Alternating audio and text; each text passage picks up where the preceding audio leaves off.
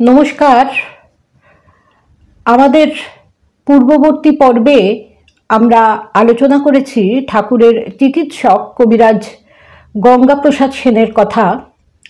আমাদের সংক্ষিপ্ত অনুধ্যানে আমরা আলোচনা করব আজ তারই মধ্যম ভ্রাতা কবিরাজ দুর্গাপ্রসাদ সেনের কথা। 1860 সালে কামারপুকুর থেকে প্রত্যাবর্তনের পর শ্রীরামকৃষ্ণের শরীরে প্রদাহ শুরু হয়। ঠাকুর হৃদয় ও মথুর বাবুর সঙ্গে আসেন গঙ্গাপ্রসাদ সেনের বাড়িতে। দুর্গাপ্রসাদের বাড়িটা ছিল তার কাছেই, কুমোরটুলি স্ট্রিটে।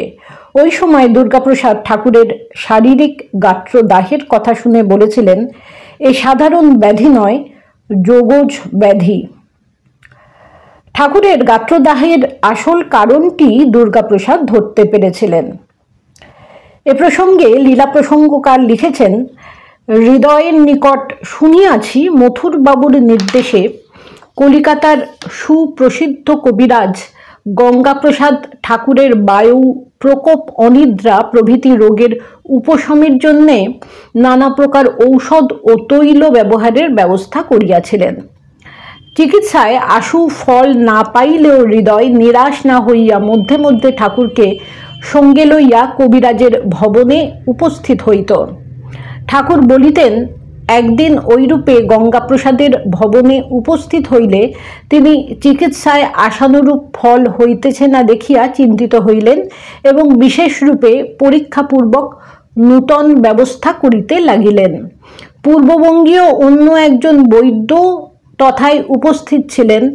রোগের লক্ষণ সকল শ্রবণ করিতে করিতে তিনি বলিয়াছিলেন, ইহার দিব্য উন্মাদ অবস্থা বলিয়া বোধ হইতেছে, উহা যোগজ ব্যাধি, ঔষধে সারিবার নহে।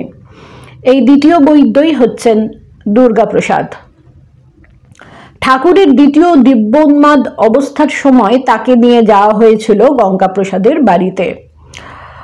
ঠাকুর বলছেন, ওই বৈদ্যই ব্যাধির ন্যায় প্রতীয়মান আমার শারীরিক বিকার সমূহের যথার্থ কারণ প্রথম নির্দেশ করিতে সমর্থ হইয়াছিলেন, কিন্তু কেহই তখন তাহার কথায় আস্থা স্থাপন করে নাই। দুর্গাপ্রসাদ অত্যন্ত ভক্তিমান ছিলেন। বাড়িতে মা কালীর নিত্য পূজা ও সাধনা করতেন। হয়তো এই কারণেই তার মনে এই উপলব্ধি হয়েছিল। তিনি শ্রী শ্রী মায়েরও চিকিৎসা করেছিলেন। মায়ের আমাশার ধাত ছিল বলে দুর্গাপ্রসাদ সেন তার জন্যে আমরুল শাকের ব্যবস্থা করতে বলেছিলেন। মঠ থেকে কেউ যদি উদ্বোধনে আসতেন, পূজনীয় বাবুরাম মহারাজ তার হাতে আমরুল শাক মায়ের জন্য পাঠিয়ে দিতেন। 1919 সালে মা যখন অসুস্থ শরীরে জয়রামবাটি থেকে কলকাতায় আসেন উদ্বোধনে, হোমিওপ্যাথি ও অ্যালোপ্যাথি চিকিৎসায় যখন কোনো ফল হলো না, তখন শুরু হয়েছিল তার জন্যে কবিরাজি চিকিৎসা। এই সময় দুর্গাপ্রসাদের নাতি কবিরাজ কালীভূষণ সেন মাকে দেখতে এসেছিলেন। রোগযন্ত্রণার মধ্যেও শ্রী শ্রী মা সকলের কুশল জিজ্ঞাসা করেছিলেন। কালীভূষণ তাকে দেখে নিচে নেমে গেলে বলেছিলেন বুড়োর অর্থাৎ দুর্গাপ্রসাদ সেনের নাতিকে, জল খেতে দাও, সন্দেশ দাও, আম দাও। কারণ গঙ্গাপ্রসাদ এবং দুর্গাপ্রসাদ দুজনেই ঠাকুর এবং মায়ের চিকিৎসক ছিলেন। তার নাতিকে দেখে, তার নাতিও কবিরাজ হয়েছিলেন, তার নাতি মাকে দেখতে এসেছিলেন। তিনি যখন চলে যাচ্ছেন, মা বলেছিলেন তাকে জল খেতে দাও, সন্দেশ দাও, আম দাও। শ্রীরামকৃষ্ণ সাহিত্যের স্বনামধন্য লেখক মানদাশঙ্কর দাশগুপ্ত কেশরীমা একটি চিঠিতে লিখেছিলেন, তোমার অসুখের কথা শুনিয়া আমি বড়ই ভাবিত আছি।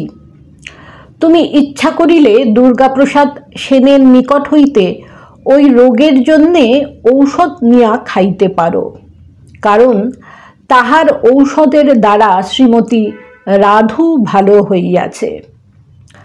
জগজ্জননী শ্রী শ্রী মা সারদা দেবী কবিরাজ দুর্গাপ্রসাদের ওষুধ খাওয়ার জন্যে সুপারিশ করেছেন এক ভক্তকে।